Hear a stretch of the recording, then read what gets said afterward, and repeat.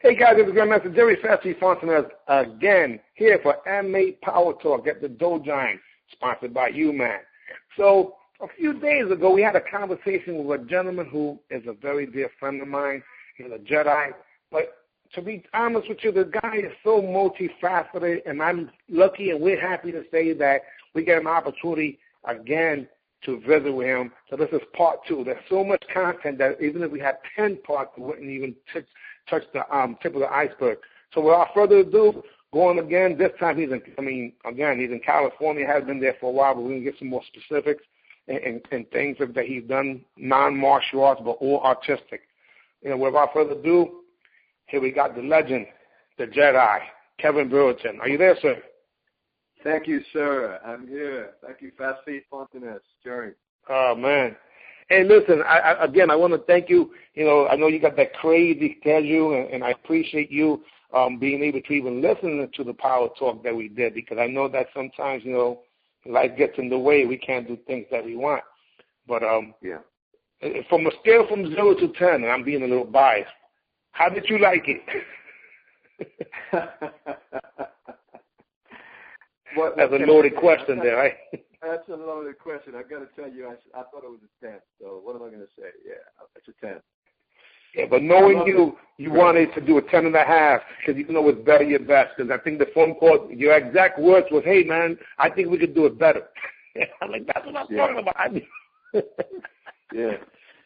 Yeah, I love it. You know what? This is this thing that we have, right, as fighters, because we always want to go to the next level. We always want to go further and make it better. Is it ever perfect? No, I don't know if it ever is, but that's a great. Well, that's really what it comes down to. But the work ethic is really the key.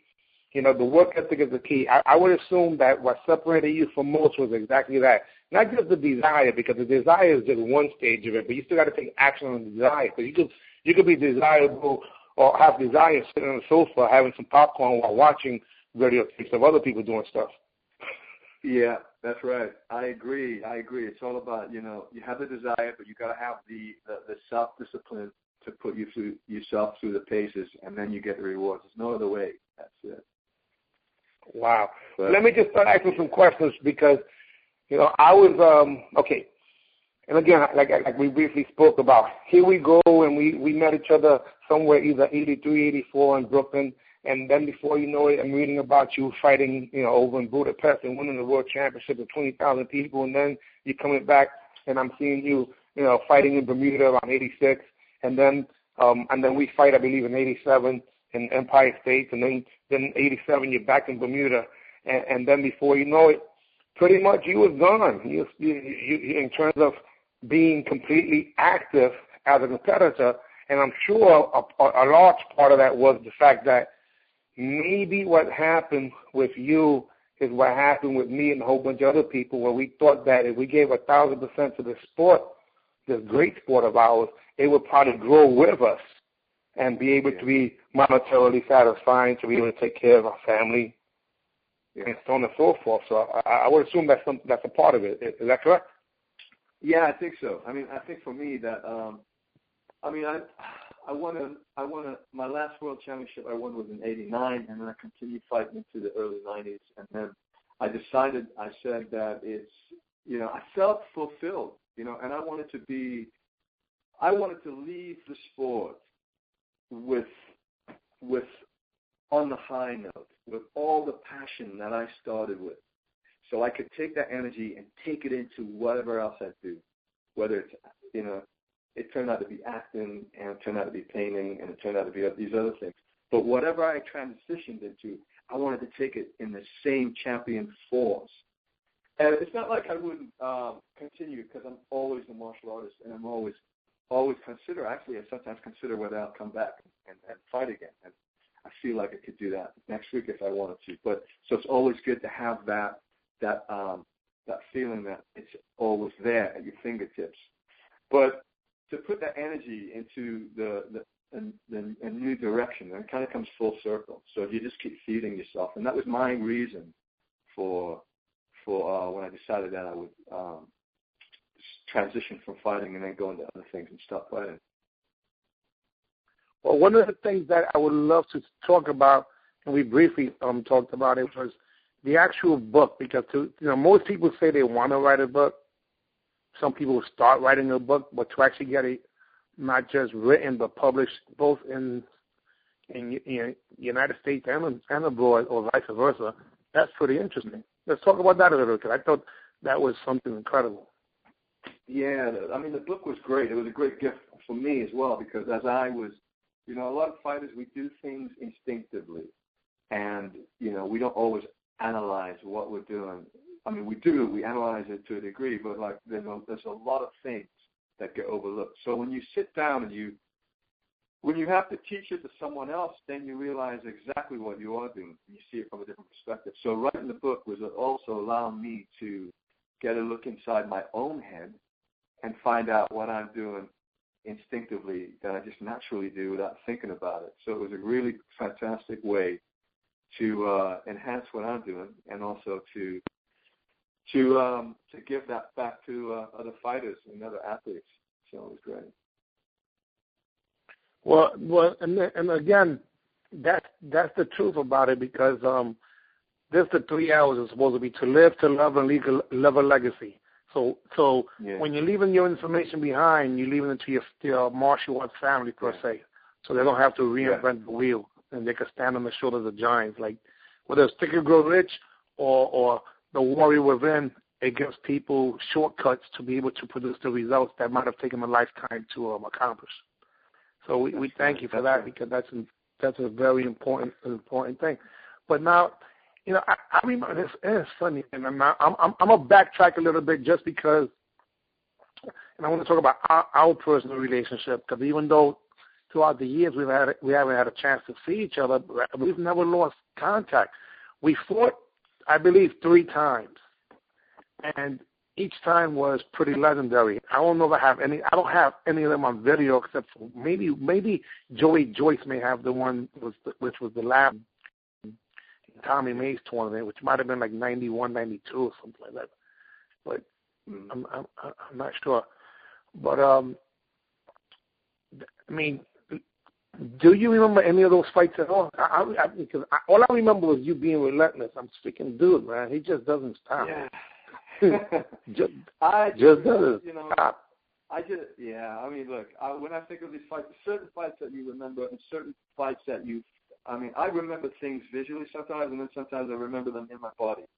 So I feel like there's a feeling about the fight, if that makes sense, that you kind of remember more than anything else. But so I just remember, like, fighting you was always, you're one of those guys where, there's certain fighters that when you fight them, you have to be alert.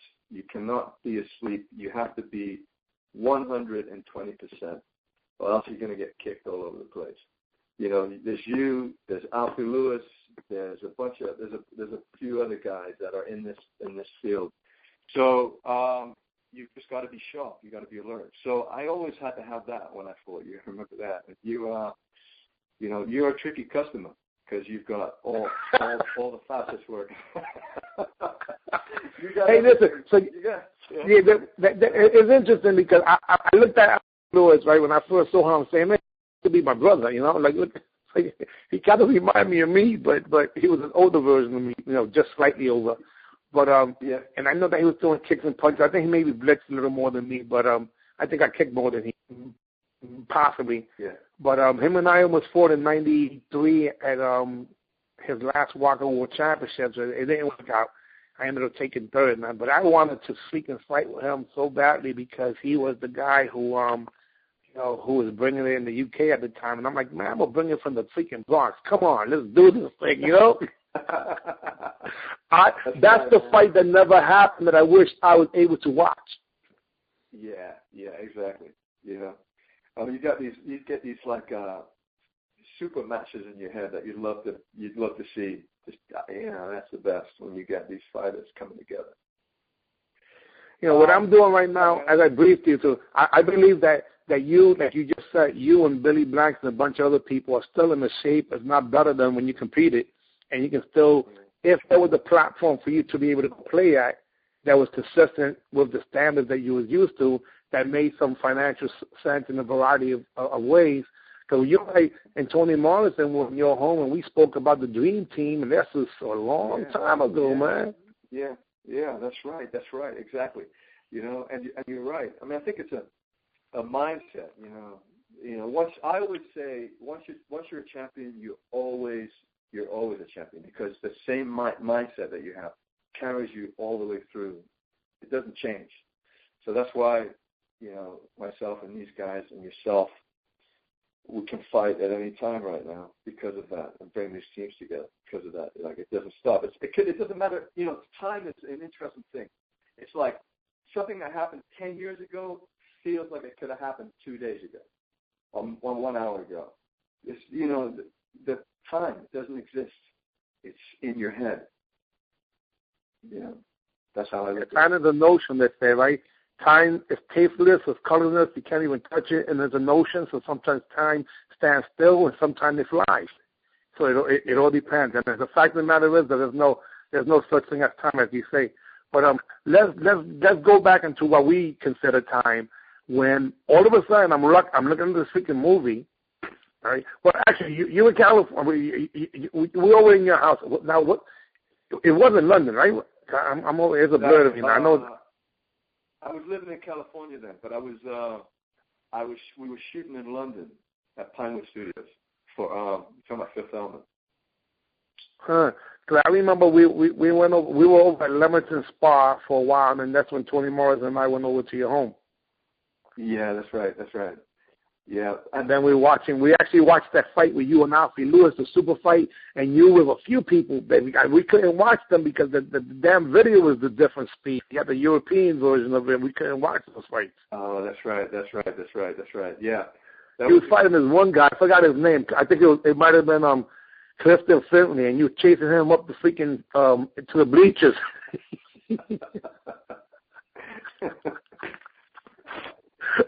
Oh my gosh! There were some good times. We had some great times.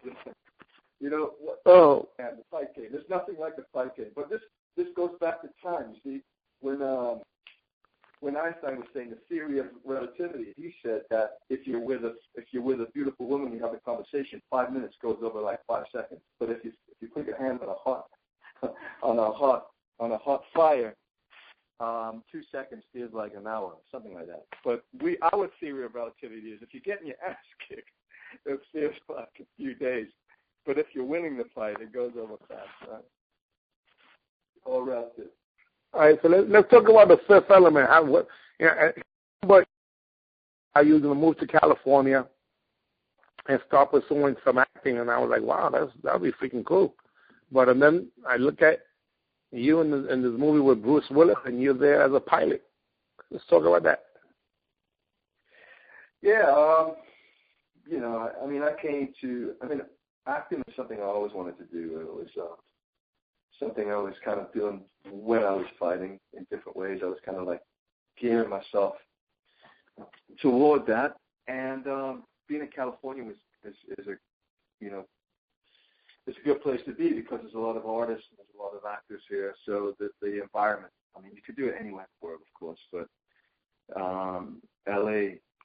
was great. So, you know, doing that movie was great because that was like the second film I did. And it was just great being around those guys. Bruce Willis was terrific.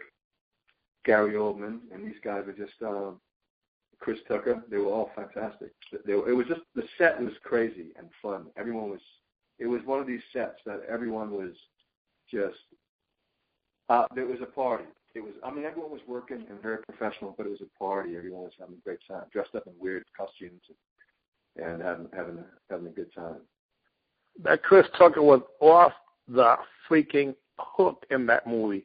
That was one of my favorite movies because it was interesting because what was missing in the entire world was that connection between man and woman. You know, it was kind of a movie in the middle of some comedy and some freaking, you know, Star Wars type stuff. Yeah, that's right, exactly. And it's a cult movie. You know, it's one of these movies that 20 years have been shown it over and over and over and over again.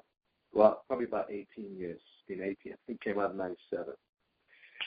So about 17 years, I've just been throwing that movie. Yeah, and it's a cult figure. I mean, I was at a cinema once. I was at a movie once, watching a movie, and someone came up. I mean, people, let's just say this. People come up to me all the time. Say, were you in The Fifth Element? It's great. It's fun. It's a lot of fun. That's funny. So what was it? Okay, let's talk about your film. What was the first film that you were in? You know, some of the TV stuff. And I know we saw you on, I think it was Housewives of Beverly Hills or one of those things. With I think it's the lady that owns the basketball teams. Well, but let's do some chronological. Right. So before The Fifth Element, what was the deal, and then so on and so forth. Well, before The Fifth Element, I mean, after Fifth Element, I did a few other movies, and then I was, I started to study acting with a man called Milton Casellas in Los Angeles, and he was pretty amazing. And he was like, when you work with this guy, it was like working with one of the greatest martial arts coaches you've ever had. And then I realized that there's not much difference between acting and martial arts, and especially theater, because you're in there's a live audience. You're working with other actors, and you can't do, let's do another take. It's all in the moment.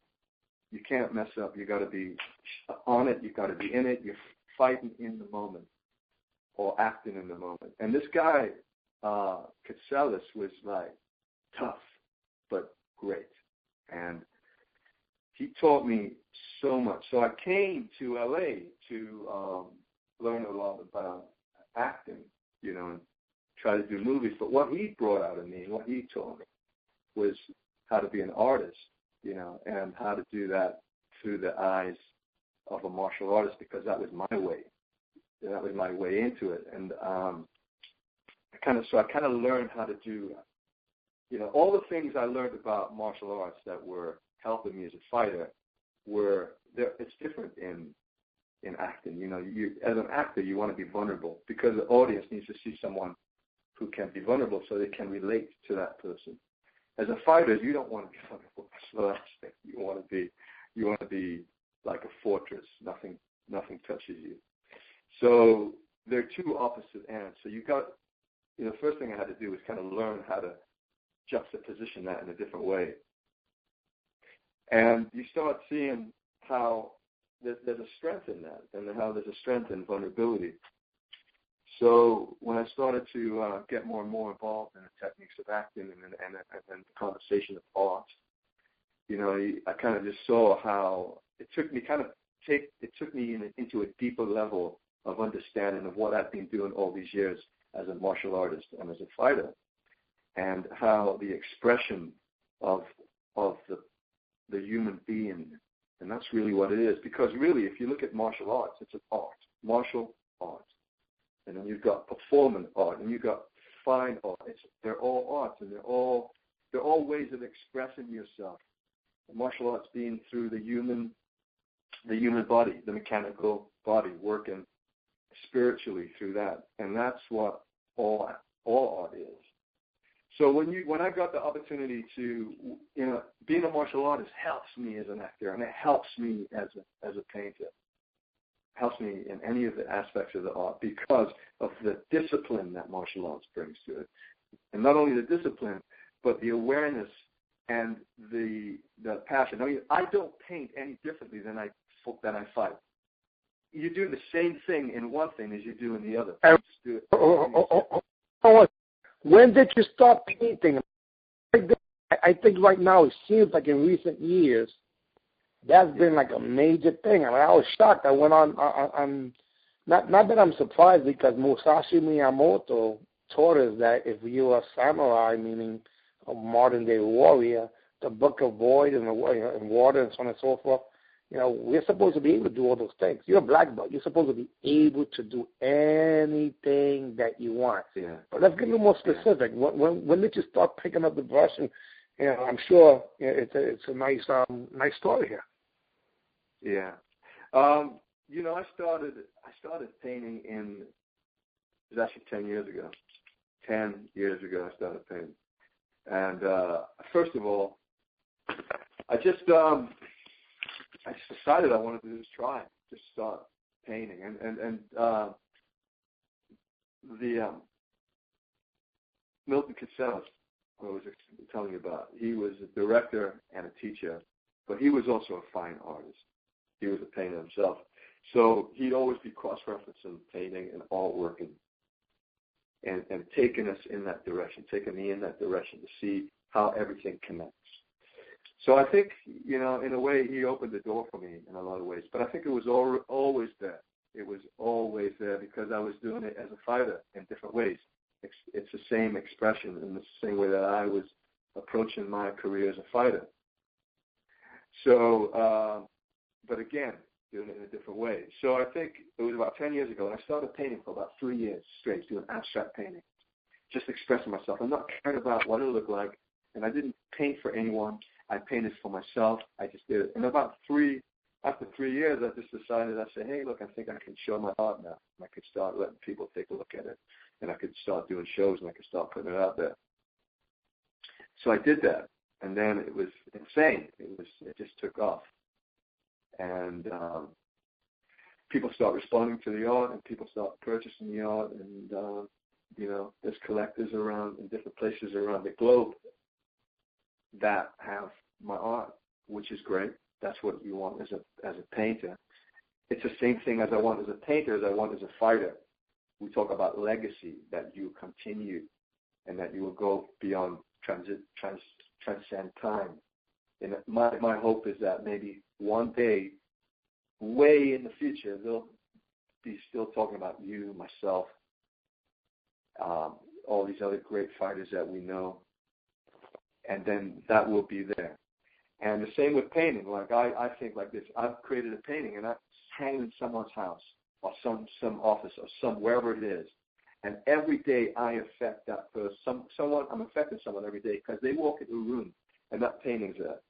And somehow people connect with it, consciously or unconsciously.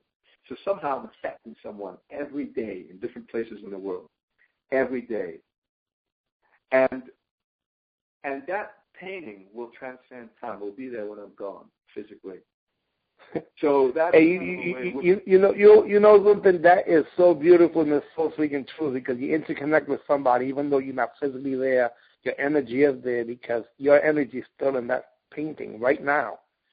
Yeah. It was created by your energy, and it's energizing other people. And I did the same thing with Red Suits, believe it or not. People walk around all over the world with my little logo on them, and I'm like, yeah, baby. That's my canvas. That's great, man. Exactly, yeah. I mean, we're all artists, that's all of us, and we just do it in different ways, I mean, I wouldn't want anyone to think I'm better than anyone else, because we are all artists. Like you just said, that's your canvas, we all have a canvas, So it's pretty incredible. Hey, and let's just backtrack for a second. If you had to mention just 5 people you competed against from the top of your head, no specific order, just people that just pop up that you competed against, who would you say? And why am I mentioning? For any particular reason? If there was 5 people that you can just mention really quick from the top of your head that you competed against, no specific order, who those 5 people would be?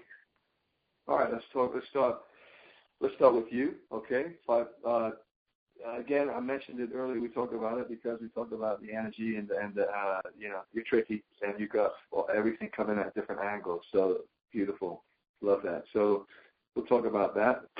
Number 2, let's talk about Alfie Lewis, of course. Alfie and I had an amazing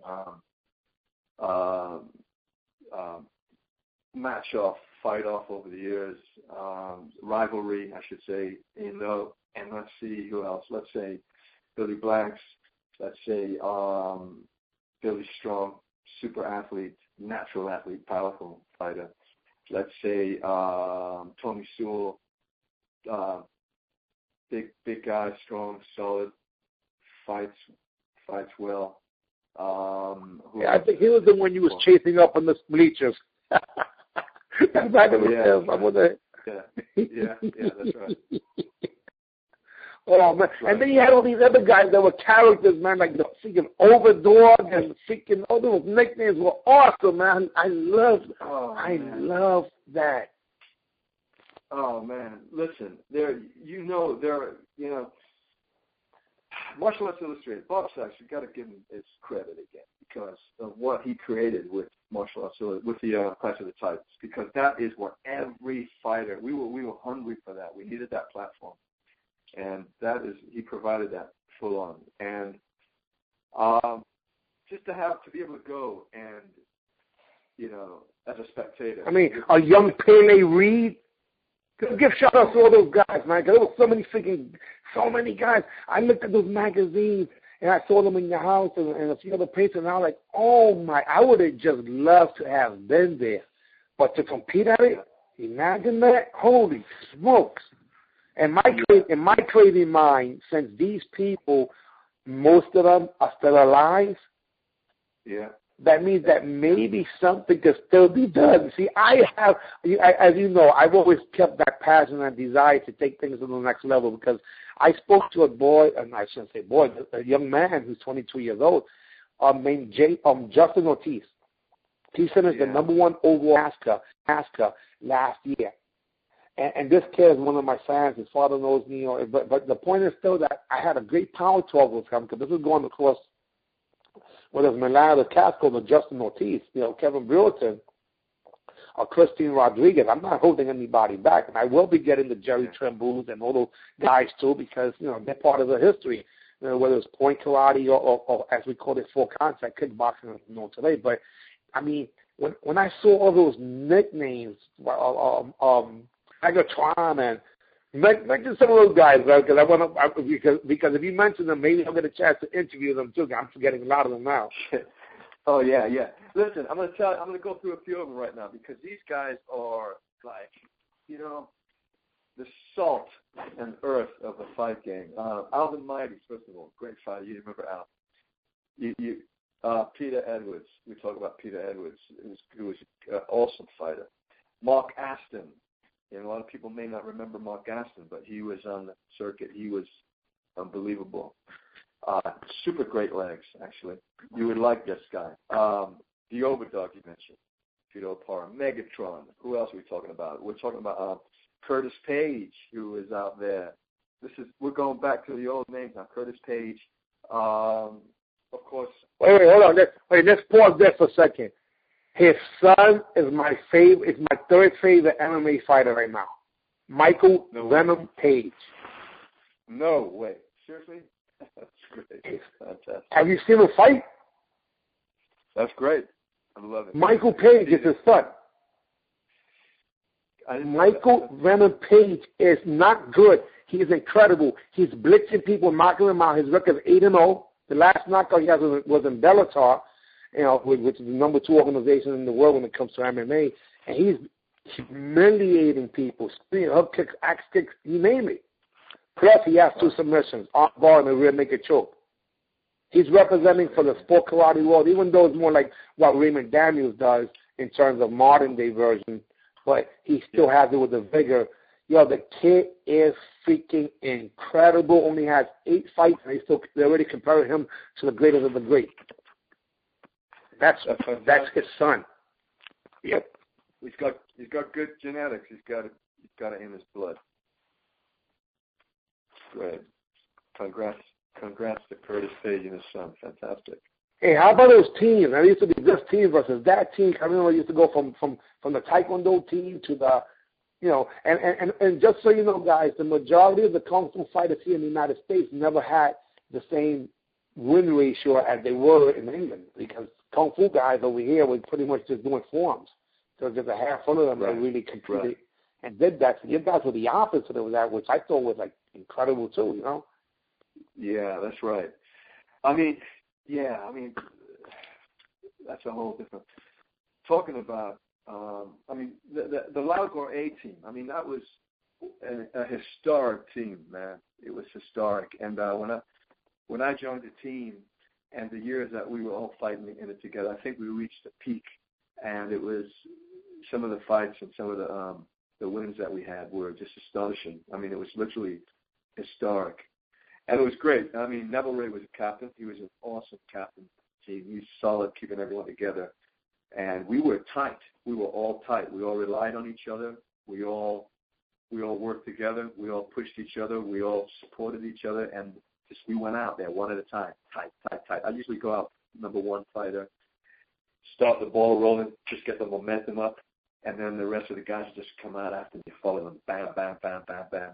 And I remember one time we at the first FSK, we had the last fight, and it went to sudden death because we were tied. So I think I had to come out and fight one of Taekwondo, Tony Sewell. That was actually the first time I fought Tony Sewell. So Tony Sewell came out, and we fought as a tiebreaker to see who would win. And fortunately, it went our way. But it was a hell of a night. It was an amazing event. And I remember watching Tony Sewell fight about 4 or 5 months earlier. He was fighting Nasty Anderson in an event that was happening in the UK. And Jeff Smith. Oh my God! What I would have given to watch that! My gosh. Yeah, it was an amazing fight. I fought that night. Neville Ray. We had the Laugard team, the U.S. team with Jeff Smith. We had the Taekwondo team, and then I can't remember the other team, but we had 1 or 2 other teams. We had the WUCO. We had the WUCO at the time. It was WUCO at the time with the top WUCO fighters. Oh man, that's right. So, it was the best of each group, and I'm happy to say again that the Laugard team took it that night. But there was a fight with Nasty and Tony Sewell, and it was pretty epic. And I think Sewell took it. And I remember saying to myself, okay, if I fight Sewell one day, how will I fight him? And I remember watching that fight and working out my strategy. I was pre-planned. If I ever fight this guy, look at these guys. Okay, how would I beat him? How would I fight him? So I worked out my strategy watching him fight Nasty. And then it turned out that I was fighting Sewell about 4 or 5 months later, and which is pretty ironic. So, and historic. Anyway, but they were great. But talking about the forms and the martial artists, I just want to give a shout out to there's 2 guys who I really respect as martial artists, and these guys put so much passion, and they give back so much to the martial arts, and they're always searching for improvement. Is James Valentino Santi, who's a traditional Chinese martial artist, and he's over here in California, and Bob Firmer in the UK, who is again Chinese soft style martial artist, and these guys just go at it all the time, and I just love what they're doing with the traditional side. It's fantastic. It's funny to call it soft style. When I tell people, are you kidding me? These guys climb trees and they freaking do the 1 finger push-ups, and the training that my first style was belonged to Kung Fu, and just sitting there in a freaking horse stance for a half hour, the yin yang and the freaking blocks. It's funny they call it soft because it flows, but my God, to pop a freaking walnut with your fingers, to put your fingers inside of a watermelon. This is the crazy stuff these guys are doing, man. What the heck? Yeah, it's true. It's true. It is true. It's true. It's like on another level. It's fantastic. Yeah. Yeah, and there's only the Chinese arts that really go to that level on a consistent basis. All of them. Yeah. I mean, that's right. You cannot be in shape and not. If you want to compete, I've competed quite often, not in the best of shape. Right. And because the level of competition, even though it was at a national level, so to speak, I can still beat people because of techniques and what have you. Right. You can't make believe you're doing the form. I'll get a heart attack, man. Doing some forms and those stances. I love it. Can't fake that. It's true. The fighters get all the limelight, but those guys are doing things that are pretty terrific. And talking about traditional street style defense, self-defense, shout out to my boy Martin Wheeler too, who's doing Sistema, which is a Russian system of martial arts. Yeah. They take those punches and kicks, and they just have to absorb those damn things. That's right. Exactly. That's crazy, but it makes sense. I mean, and again, it comes down to it that I don't care what form of martial art it is. See, the way I look at martial arts is that it's an oxymoron just from the jump street, because martial is military. Military is linear, strategy. Art is all over the place. So it's like military arts is what we're talking about here. And it's like kicking somebody's butt but looking good in the process. That's the way I defined it, True. Exactly. I like it. I like your definition of martial art. That's great.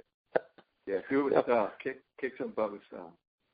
Yeah, and that's what it comes down to it. But so now, how did you get, again, just so we can answer just a few specific questions, how did you get the gig, so to speak? And I saw you, and again, guys, it's Sunday night. This is where Housewives was on, and I saw you a few times training that lady. I forget her name, but she's the owner of the basketball team, right?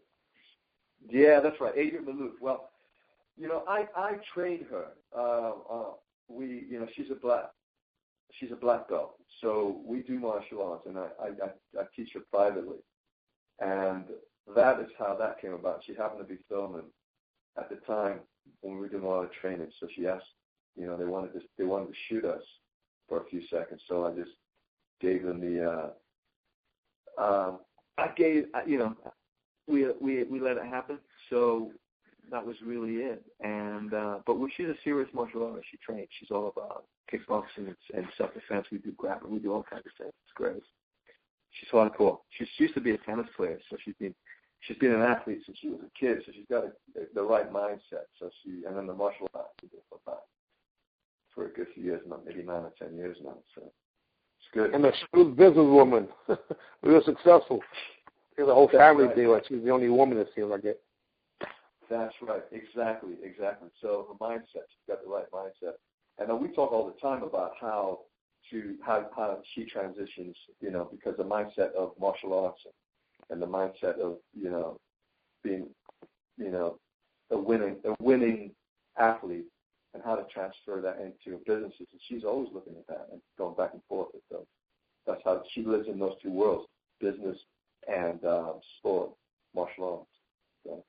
Well, if you go to a bookstore today and you want to buy a book of 5 rings, you will find them in 2 divisions, 2 sections. You will be in the business section and in the martial arts section. The same thing with a book of 5 rings, the business section and the martial arts section. Right. That's right. So it's the same thing. That's right. It's true. It all comes back around. Yeah. It's so incredible, man. Let me just say this, that I appreciate all these years of you being such a friend, and it's pretty interesting. And I always got to give shout out to Facebook, because if it wasn't for Facebook, it'd be kind of difficult to communicate with all these people. Like, when you lose the numbers and so on and so forth, So it's freaking, it's awesome. Hey, are there any people that you may want to hear of in the Power Talk? Because I'll give you an example. I did John the Tiridad. John the Tiridad was Chuck Norris' #1 guy when it came to kicking. This guy was throwing multiple kicks in the early 70s and late 60s when no one else was doing it. He was on that team with Pat Johnson and the rest of these guys. So, and they did that documentary, The New Gladiators, that Elvis had put some money behind when the United States team went over to England and fought some of the traditional guys there in the early 70s with Benny Akitas, and they went to Belgium and they went to a few other countries. And this guy was on that team, along with a guy named Cecil Peoples too, and Benny Akitas, and I guess a bunch of other people. But what freaked me out was I'm speaking to the guy, and he said something about he always loved the kickers, and he mentioned Superfoot Wallace, and then he mentioned Fast Feet, and I was like, excuse me? He said, Fast Feet? Oh yeah, I've been reading about you for years. You've been holding it up for us kickers. I'm like, what? And I lost it there. I literally was like dumbfounded, and it takes quite a bit for that to happen for me. But wow. a lot of people really watched, had no idea. Yeah, I totally agree, and it's so good to get that, because you're giving back, the way you give back. You're a very generous human being, but also in the martial arts. And I think that's what we're all hopefully doing, just giving back what we've learned, because that's a cycle we have to do. And but it's also good to hear it come back to us, because sometimes we don't know how we've affected someone. And you'll hear things, and someone might say something like you're describing. It's like, oh, you weren't even aware of how you impacted someone, and it's important. I think it's important to know. So, you're terrific when it comes to that. Even with this whole podcast, let's give it back in a huge way. But it's something that I think I appreciate it. But it's something that it's like the right thing to do. Like, somebody has to freaking do it. And I'm trying to inspire those of you listening. Please pick up the board. As I said, I'll give you a list of people, because there's just too many people and too little time. There's pioneers and legends right now that may pass away without us saying thank you. And that's not right. I think that this is something that, like you mentioned, Billy Blanks, he taught me how to blitz. Nasty Anderson taught me how to do a dive bomb. Billy Blanks, when I fought against him, and he broke my jaw, which is the best thing that ever happened to me. I actually had a Billy Blanks patch on for his school. You understand? Right. That was just something that happened. It's just a game. It wasn't anything personal. I had him mouth bloody anyway. I was trying to embarrass him. What got in front of me, I was going to do what I had to do. But, let's talk about that a little bit, because when I fought against Billy Blanks the first time, me being, him being my basically my idol during that time, it was one of the scariest freaking things, So I had to make sure I came at him, because otherwise I saw him do things that were just like out of the movies, man. I seen Billy Blanks shake somebody, grab the supportive leg, lift it, and the guy's upside down, and he punched him to the body. Yeah. That's like Bolo stuff in the movies, man. He was doing that live. I saw him jump over people and kick them on the other side of the head. Scissor takedown, people in the neck. Cartwheel kick, because all that stuff was coming from Kung Fu, because people forget that Billy Blanks was a Kung Fu starter also. That's where he came in with the cartwheel and stuff like that. But looking at Billy fighting against him, oh my freaking God. How was that in terms of intensity? Yeah, it was intense. You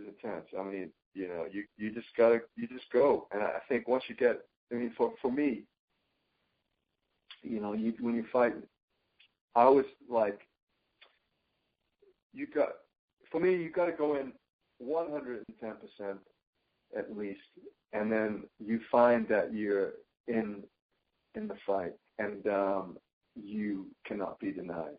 And I think with that particular fight, I think that was what was happening. So I think once you have, it's all about fear. It's all about the fighter reading you, and if you let them get away with doing anything, if you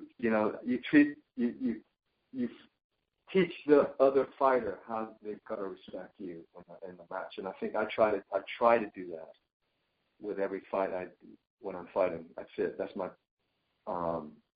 approach. But Billy is intense. He's physical. He's strong.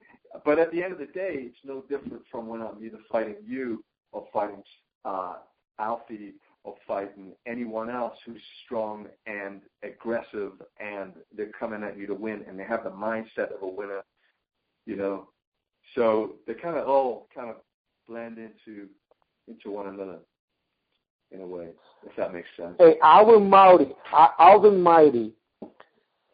freaking guy. Your guy come from the English team, and I think it might have been. I want to say Philadelphia. Either Philadelphia, Boston. But I would probably say Philadelphia. One of those two places. And I see this guy, and I believe he officially eliminated you in the damn division. Yeah. Billy Blanks is in the division. I'm in the freaking division, and I got you. I got freaking Almighty, and this guy's throwing the blitz, and he has. I always joke around with those Almighty or any little guy, because they got big heads. I got a little head. That's why I make fun of them, And I do that in front of them, and they laugh, and they say, "This freaking crazy guy." That's always been my whole thing. But Alvin, Do you remember that fight with him and I? Because I was scared, man. Yeah. Alvin was. I don't remember the whole fight. I just know that I remember that you guys fought, but I can't remember it that well. But I just know that I know Alvin is a fighter, and I know that he's such a patient fighter. He's got patience, and he's a great counter puncher, and he's strong as well.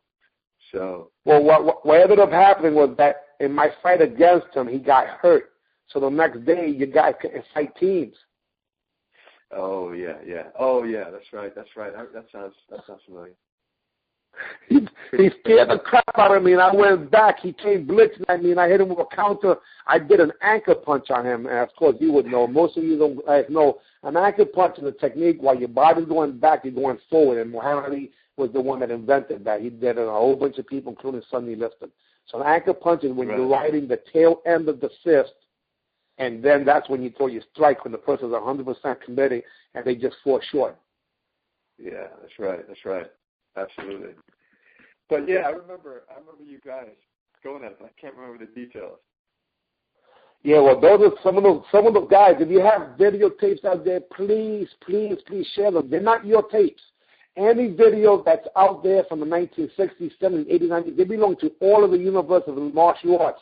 Look into your look in the garages, look in the basement, look wherever you have them. Those things still might be able to be transferred to digital because that's part of our history that all of us would love to have. If I told you, hey, listen, I have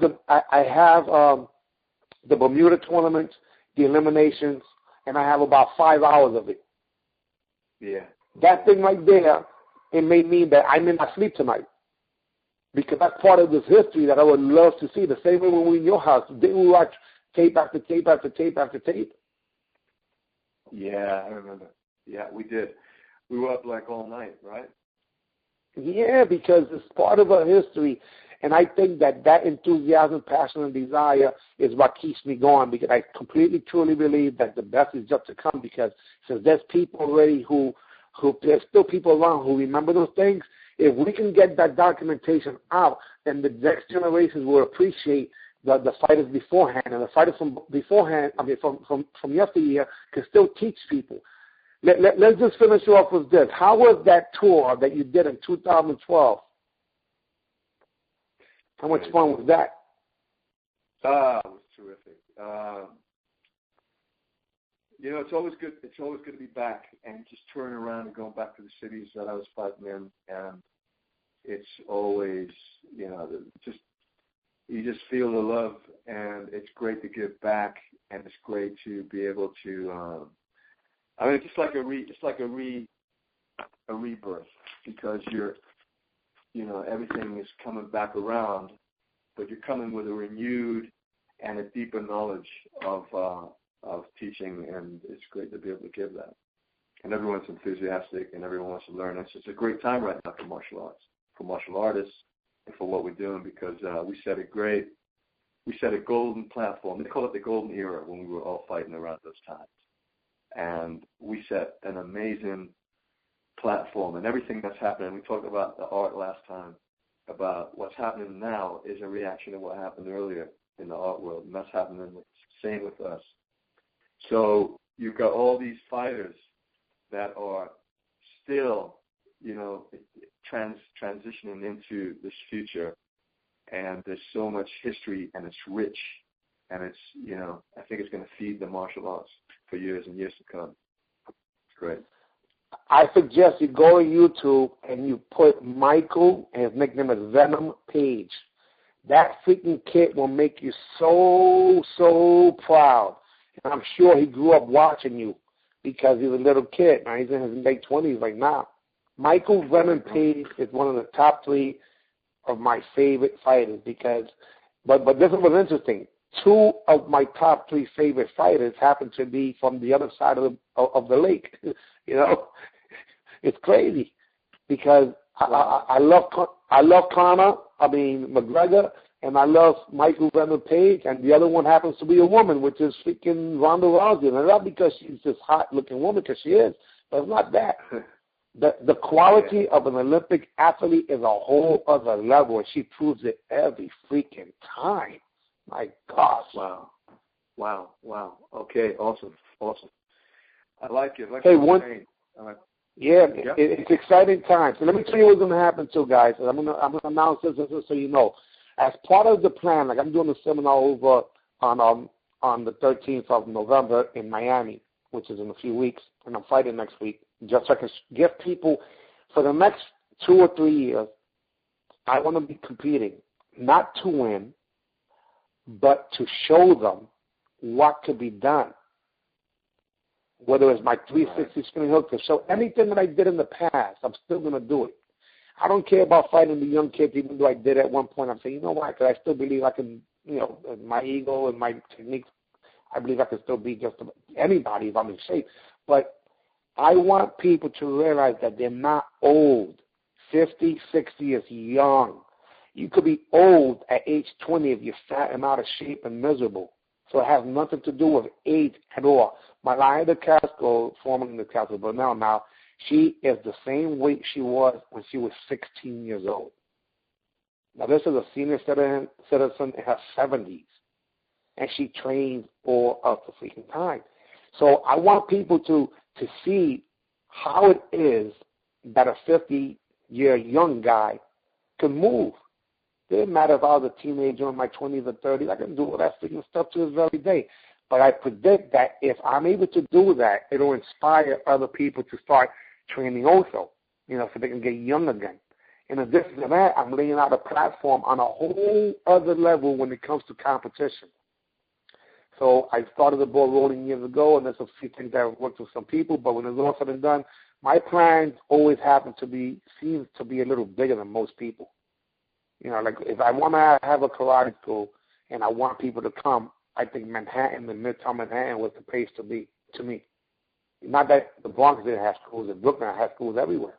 But what I envision in my mind now is a whole different monster, including those people who we fought against.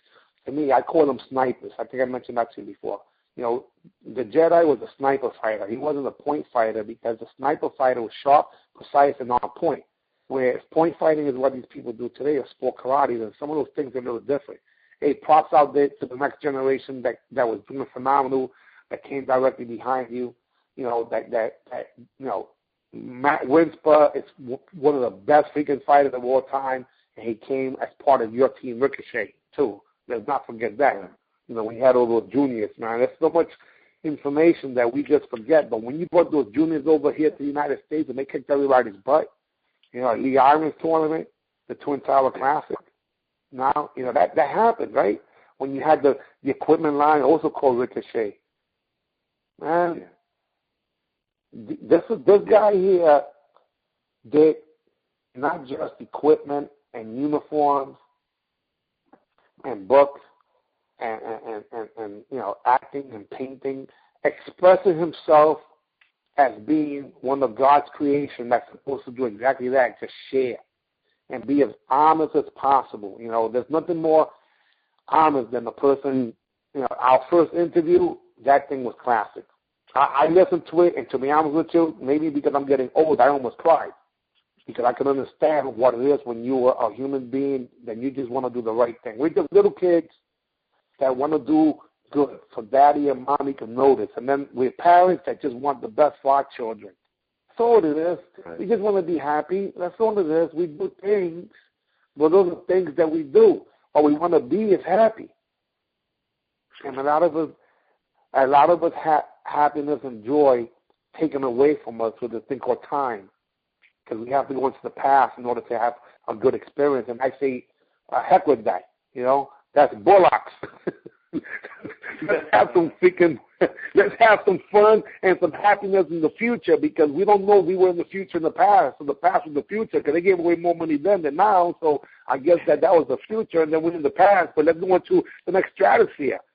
And that's why you always hear me in the same mindset. I know that it's possible because we're here. Amen. God bless you. God bless you. We are. Hey, any other last words to them? Hey, how about the family? Say some words to your children. I have 5 of them, by the way. I got Gianna, who's 13 years old.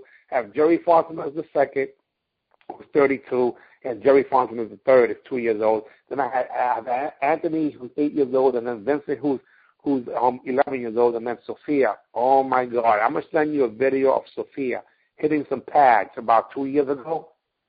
She has the eye of a tiger. Oh my God! This little girl, she's 6 now, but back then she was 4, and you would not believe that from the first punch, Mike Tyson would have dropped.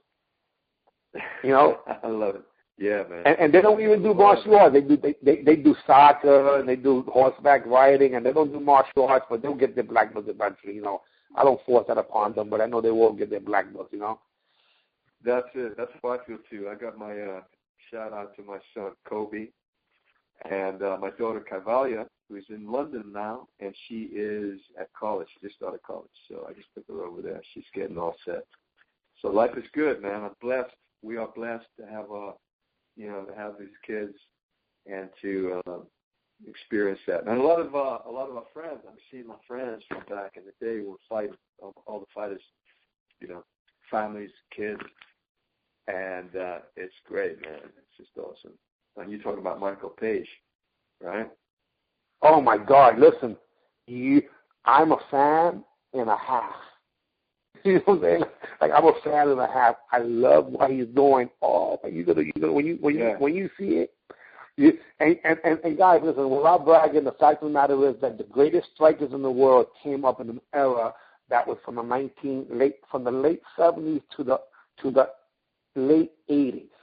Because by the time 90s came, we could beat everybody a lot easier. Because the 70s and the 80s was just a whole different world. I mean, you get knocked out by mistake, you know. They break your jaw by mistake, you know. They break your ribs. How many broken ribs I had, you know. Like, it's freaking crazy. And they took, and that's the thing, that if you don't have the sweep in there, and they allow 2 points for a kick, that doesn't make it fair for other people who knew how to sweep and punch. Yeah, right. It's a 2-point kick, and you can't sweep. Wait a second. But just last year, every technique was 1 point, including the cartwheel and the scissor takedowns and the sweeps. You know, so they made it into a taekwondo predominated sport, and that's not fair because there's so many other beautiful arts, and they alienated the people who used to be able to compete and win. So imagine that you played basketball and up until 1989, 1990 maybe, they said the ball has to go inside the hoop. You come in 1991 and say, no, just hit the rim and you still get 2 points. What are you talking about? That's not basketball. We would have lost the spectators and the competitors. And then you leave because you say, I'm not playing that sport. And then you come back and you want to compete. So you come back and they hit they hit the backboard. 2 points. Yeah. And, oh, what are you doing? It was bad enough when you had to hit the backboard. I mean, the rim. Yeah. Today, a lot of times, all you got to do is throw the ball, let it hit the court, you know. And it's not their fault. The talent today is extraordinary. The leadership is weak. because what happened is that a lot of people who knew better got along with their life. So because of that, when it comes to competition martial arts, the kids don't know that it's on a dive bomb and they call it a blitz. They don't know. No one's ever taught them how to do it. So this is the opportunity for the elders in the village to come out. You know, if I say, hey, Mr. Brewerton, can you do me a favor? Will it be possible for you to put on video your 3 favorite techniques? And then we can add that to your page? You understand what I'm saying? Right. That's the type of stuff. So I can't go over all the explicit details, but trust me, finances is something that is a must just to take care of bills. There's nothing wrong with earning money. Making money is counterfeiting. You can't make money. You can only earn money. Countries make money. And how do you earn money? By providing a product or service that people can appreciate. So I've been fortunate enough throughout the years, and so have you, that we've been able to use the other side of the brain to be able to do some type of business. Because we don't want to be artists that earn money once we die. Because we need the money now to take care of our children in college and everything else, right? So right. So it's not you know, it's just the truth. And this is where people as artists get confused. Oh, no, I'm doing it because of the love of art. Yeah, the love of art is called what you're supposed to do. But who's your manager? Because someone has to take care of the business. And then you have to become your own manager. That's how I got to Manhattan School. I didn't have no rich daddy, no instructor, but that was my crazy butt saying, you know what? It's possible. Other people could do it. Why not me, damn it? Why can't I have my name in Lights on Broadway? I can have my name in Lights on Broadway. That song was written by George Benson. They say the neon lights are bright on Broadway. I was at George Benson's house. I didn't know he was from the Bronx. And I said, if he can sing the song and win multi-platinum records, albums, I can go to Broadway and put my name in Lights on Broadway. So when they got the neon sign on Broadway for the karate school, so my name was in Lights on Broadway. You can always win if you make the rules, right? You can always win as long as you make the rules. And what I'm saying is this. If I had you judge at a tournament, right, do I have to tell you the rules? It's basketball. The ball goes in the hoop. You get 2 points. What are you talking about? And then when they started changing all these rules on us, it made it seem like we were from a whole other era or from a different sport. But no, there's enough people that know different. There's enough people that know different. Because one of the biggest questions that people have asked is, what happened to the sport? And like in any endeavor, it's not the masses. It's upper management. Upper management got older, got tired. And then the other people left, whether it was to make movies or just family got in the way. So a whole bunch of people that didn't know any unconscious, incompetent people started being put in position of leadership. And there's enough people that know better today. So my goal is to motivate the educated and educate the motivated. And if we do that, the only problem we have is that we don't have big enough venues in order to be able to satisfy the people. And spectators were non-martial artists also, not just the people who are involved. So the martial arts enthusiasts today are multi-billionaires, multi-millionaires, international people. If we get our stuff together, they will gladly finance some of the things we're doing because these are the life-changing experiences. Where else can you have a 4-year-old and a 60-year-old do an activity? And compete? There's no other sport. It's not in baseball, not in basketball, not in boxing. There's no other sport that can have 3-4 generations of people. Next year when I compete at age 50, I'm the youngest in the division. What the heck is that about? Maybe other sports, maybe if boxing had age brackets, then there'd be more people involved too, you know? They do the white-collar boxing. I think so. Anyway. I think there would be. My point is that I know at times I sound crazy, guys, and it's because I am. I'm crazy that I'm alive. I can't believe. I'm ecstatic that God gives me another opportunity to see, to talk, to breathe, to interact and break bread and share information with your guys and then have friends like Kevin Brewerton. I still get a kick that you know who I am. You know what I'm saying? Like when I look at all your stuff, I'm damn, man, you know what? I know this dude, but man, I'm a fan. You know? But I know him too, and he actually knows me. You know, so I get a kick out of that whole thing. It's freaky to me because you know. But anyway, sir. For sure. Muchas gracias. Yes, thank you, man. Hey, man, you're welcome. I just want to tell you that while we be talking, I just got a shout out on a message just came through from Marco Federesi in Italy. Wow. Saying, what's up? See? Yeah. baby. That crazy. Man, I mean, Marco's guys a shout out. Listen, Michele has the freaking videos, man. We got to get those videos from Golden Dragon Cup. Exactly. So, Sal Surian and Marco Federesi, those guys are awesome over there. They're running tight ship. I was just over there doing a seminar in Italy a few months ago. They're no joke. They're no. I actually fought Michele or Michael in Bermuda in '88. Oh, wow. I had messed the bread, and Marcos, forget about it. Marcos was just, he was a star over there in the Golden Dragon Cup, man. He was awesome guy. That's right. Man, I'm telling you, these are extended family members. The last time I saw them, they actually brought a bunch of retirees over to the U.S. Open, and it was funny. I was maybe 10 years ago, and I was actually in the U.S. Open, and I fought one of the guys in continuous contact. You know what? You know what's funny? What's that?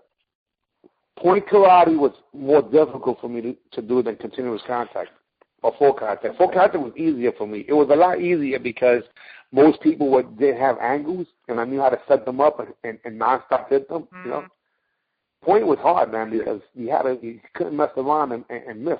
That's why it was like sniper fighting to me. You know, you had to be sharpshooter because you had other people that were sharpshooters too, and they had all these multiple freaking weapons. They had short distance weapons, they had long distance weapons, they had weapons that were like freaking time bombs. You know, they would sweep you and freaking. It's such an intricate freaking form of pugilism that people just don't get it. They don't get it. How fast of a decision you have to make in order for you to not just score, but not be there afterwards when the guy tries to hit you after you scored. Absolutely, absolutely. Hey, I've got to tell you this before I go. Marco Ferraresi just messaged. He just says, Jerry is crazy. Ha, ha, ha, ha. Yeah, of course, because they know that I always bring that passion. I mean, guys, I can't help it. It's not everything that I am passionate about. But martial arts is in my DNA. If you cut me and you cut Mr. Brewerton or anybody else, God forbid, you will see that in our DNA we have martial arts. And in martial arts, we're talking about a warrior that'll kick your butt in style, baby. God bless you, Jerry. Hey, my brother. All right, say God bless. Hey, in the famous words of some crazy Puerto Rican from the Bronx, Mr. Brewerton, I think you already know. When I say AB, you're going to say see ya. AB, see ya. We out of here. All right, sir. God bless. Hugs and kisses to the whole family, and congratulations on your daughter going to